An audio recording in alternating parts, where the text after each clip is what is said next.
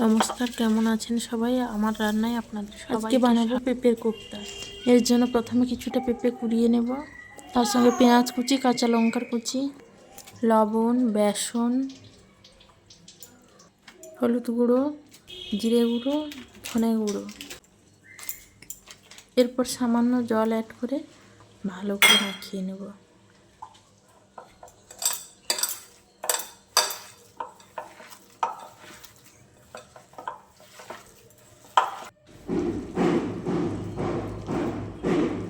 এরপর মাখানো হয়ে গেলে এইভাবে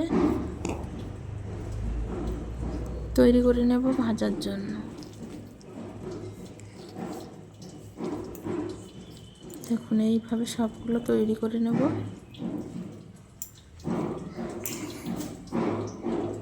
দেখুন, সবগুলো তৈরি হয়ে গেছে।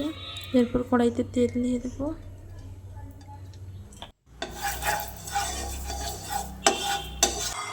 তেল গরম হয়ে এলে এগুলোকে ভেজে নেব।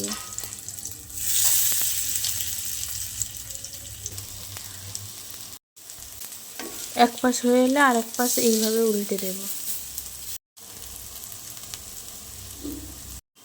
এইভাবে লাল লাল ভাজা হয়ে গেলে একটা প্লেটে তুলে নেব সবগুলো। কড়াইতে তেল দিয়ে আগে থেকে নুন হলুদ মাখিয়ে রাখা আলুগুলোকে ভালো করে ভেজে নেব। ভাজা হয়ে গেলে একটা প্লেটে তুলে নেব। এরপর মশলাটা তৈরি করে নেব। মশলার জন্য প্রথমে পেঁয়াজ কুচি, টমেটো কুচি, একটা শুকনো লঙ্কা, কিছুটা সাদা তিল, চালমগজ আর একটু পোস্ত দিয়ে মশলাটা তৈরি করে নেব।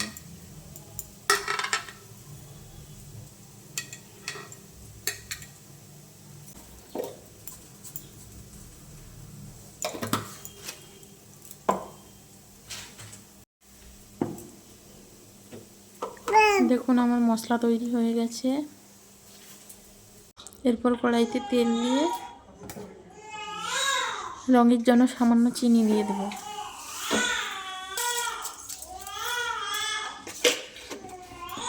চিনি লাল হয়ে এলে পেস্ট করে রাখা মশলাটা দিয়ে দেব।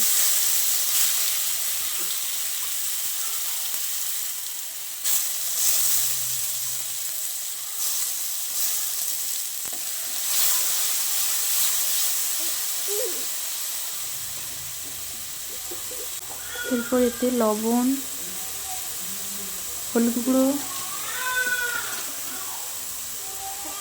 ধনে গুঁড়ো, জিরে গুঁড়ো, মশলাটা ভালো করে কষিয়ে নেব।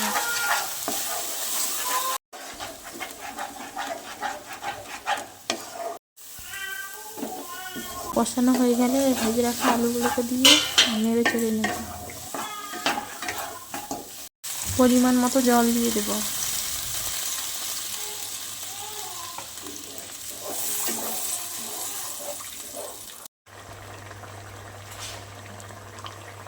তরকারি ফুটতে থাকলে কোপ্তাগুলো একে একে সব দিয়ে দেবো।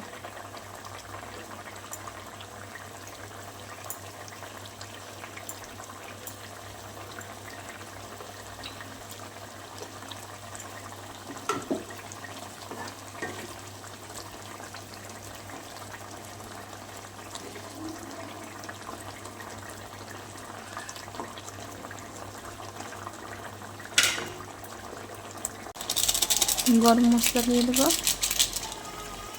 কিছুক্ষণ ফুটিয়ে নিলেই পেঁপের কোপ্তা রেডি।